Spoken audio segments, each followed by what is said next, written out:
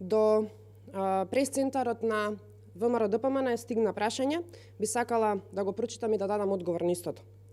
Дали е точно дека имате обезбедено мнозинство во Советот на градот Скопје? Ја информираме јавноста дека парламентарната опозиција во Македонското собрание, согласно бројот на освоени гласови на престојните локални избори, има апсолутно мнозинство во Советот на градот Скопје во број од 24 советници од вкупниот број на 45 советници во Советот на градот Скопје. Новото градско мнозинство ќе функционира по принципот на конкретна соработка за точно одредени програмски проекти кои ќе бидат за доброто на сите скопјани.